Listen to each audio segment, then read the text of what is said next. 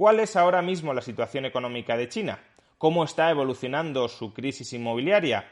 ¿Cómo están afectando a la economía los confinamientos derivados de la política de COVID-0 implantada por el Partido Comunista de China? Veámoslo.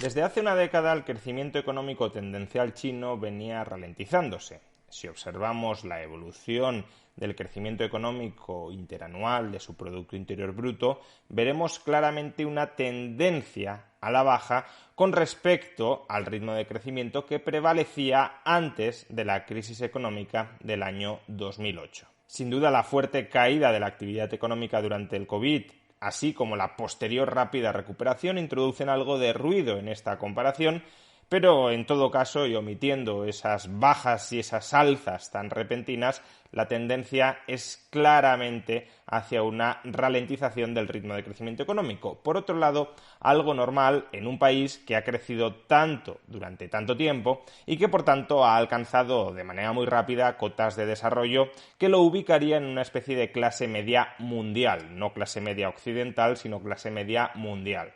Cuando un país es muy rico, más cuesta crecer en el margen, más cuesta crecer adicionalmente. Cada vez se va volviendo más difícil mantener los ritmos de crecimientos anteriores. Básicamente porque cuando un país es muy pobre, si cuenta con unas instituciones que no expulsan el crecimiento, se puede beneficiar de una industrialización rápida, de una importación de tecnología extranjera, es decir, de una movilización en masa de los factores productivos internos que no estaban siendo productivos, que no estaban siendo aprovechados, y eso puede generar muy rápidamente mucho crecimiento económico. Pero una vez ya se han incorporado gran parte de las tecnologías, de las técnicas que incrementan la productividad de fuera del país, una vez se han movilizado los recursos internos, para seguir creciendo ya tienes que ir incrementando competitivamente la productividad, ya tienes que ir buscando nuevas formas de hacer las cosas que no encontrarás copiando fuera, sino que tienes que desarrollar dentro. Y como las ideas acerca de cómo multiplicar la productividad no son infinitas, ni se consiguen de manera muy sencilla, sino que hay que invertir muchos recursos, muchas de ellas fracasan, solo algunas de ellas triunfan, el crecimiento, como digo, se va frenando.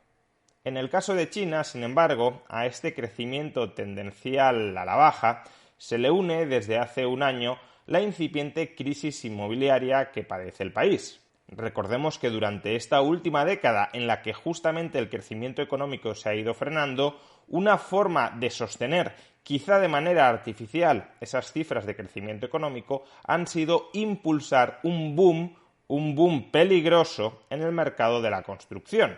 El PIB chino ha llegado a depender en alrededor de un 30% del sector de la construcción, directa o indirectamente, y ese boom de la construcción se apoyó sobre la laxitud crediticia durante muchos años de mucho endeudamiento privado, como ya tuvimos ocasión de explicar en un vídeo anterior.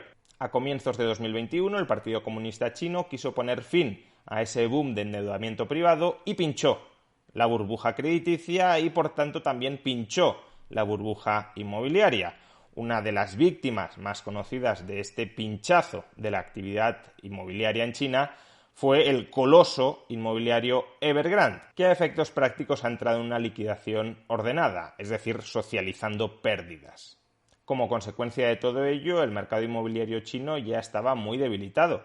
Pensemos que uno de los motores principales de ese mercado inmobiliario chino era la adquisición de segundas o incluso de terceras residencias por parte de la población china. Claro, tiene sentido adquirir segundas o terceras viviendas si su precio es creciente. Sin embargo, si cambian las tornas en el mercado inmobiliario y su precio se estanca o tiene perspectivas incluso de bajar, los que solían demandar, los que solían querer comprar segundas o terceras viviendas, salen del mercado y eso agrava todavía más la situación de los precios y eso agrava todavía más la situación del mercado inmobiliario, porque si los precios bajan y hay un enorme stock de viviendas sin vender, ¿qué promotores inmobiliarios se van a lanzar a producir nuevas viviendas cuando no están siendo capaces de liquidar su stock de viviendas a precios que les cubran los costes de construcción de esas viviendas?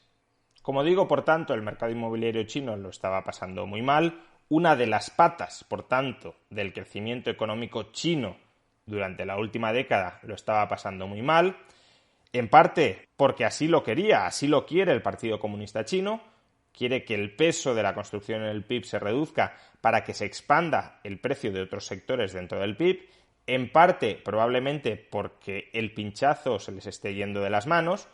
Pinchar una burbuja no es sencillo y puede dar lugar a graves e imprevisibles efectos, como bien conocemos, por cierto, en el caso de España. Y a todo esto se le ha sumado, desde el pasado mes de marzo, las políticas de COVID-0 que ha decretado masivamente el Partido Comunista por la mayor parte de China, con el objetivo de frenar la expansión de la variante Omicron del coronavirus. A día de hoy, casi 400 millones de chinos se están enfrentando a algún tipo de restricción a la movilidad. Casi 400 millones de chinos en 45 ciudades. Las políticas de COVID-0, que aparentemente le funcionaron muy bien a China durante febrero y marzo del año 2020, ahora mismo no está claro que vayan a tener éxito, dado que Omicron es uno de los virus más contagiosos de la historia de la humanidad. Por consiguiente, es muy complicado que consigas detener su avance, incluso encerrando durante mucho tiempo a la gente en su casa. En el caso de Shanghái, por ejemplo, parecía que el virus empezaba a remitir, que se empezaba a ralentizar su transmisión a finales de abril, pero a lo largo de mayo volvieron a remontar los casos y las autoridades chinas decretaron nuevamente un aislamiento doméstico, impidiendo a las personas salir de sus casas y recibir cualquier suministro que no sean bienes esenciales. Y todo esto, mantener a la gente encerrada en sus casas o restringir su movilidad, su actividad económica diaria normal, ya está empezando a tener sus efectos sobre el conjunto de la economía del país. Por ejemplo, en el mes de abril las ventas minoristas en China se contrajeron un 11% con respecto al mismo mes del año anterior. Se trata de la mayor caída desde marzo del año 2020, es decir, durante la primera ola del coronavirus. Y si las ventas internas no están ayudando, las externas, es decir, las exportaciones, tampoco están yendo tan bien como habían ido a lo largo de 2020 y de 2021. Obviamente, durante esos años, muchos países en el resto del mundo estaban aplicando sus propias políticas de restricción frente al coronavirus, lo cual limitaba su capacidad para producir internamente, y si no produces internamente y quieres seguir consumiendo, tienes que traerlo desde fuera, tienes que importarlo. Eso generó un boom de exportaciones en China que ayudó a sostener su economía durante esos complicados años de rebote post-COVID y de crisis en el mercado inmobiliario, pero ahora mismo también ese boom de las exportaciones está tocando a su fin. Tanto porque Occidente ya no depende de una manera tan acusada de las importaciones chinas, como cuando Occidente estaba paralizado de actividad como consecuencia del coronavirus, cuanto por las propias restricciones a la movilidad que ha implantado China para luchar contra el coronavirus a través de su visión de COVID-0. Obviamente, si no se produce, pues no se puede exportar.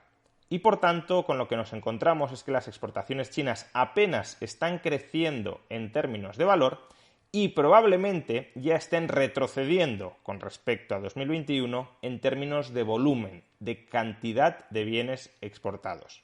Y si no se compra ni dentro ni fuera, y si además existen restricciones serias a la producción, a la movilidad social, a la actividad económica que dificultan poder producir en las industrias del país, ¿qué sucede con la producción industrial? Pues que cae un 2,9% durante el mes de abril, su ritmo más acelerado no desde marzo de 2020, sino desde febrero del año 2020. Es decir, que la actividad industrial se está contrayendo más en China ahora que durante uno de los meses más duros del primer confinamiento de la primera ola del coronavirus. Y si la actividad económica general en China se está ralentizando, ¿qué le ocurre entonces a un mercado inmobiliario que, como decíamos, ya estaba muy debilitado? Pues que se debilita todavía más. Como podemos observar, la venta de inmuebles en China en las principales ciudades del país, ya sean las 50 principales ciudades del país, o las ciudades grandes o las ciudades medias, las ventas de viviendas ya venían sufriendo antes del actual confinamiento.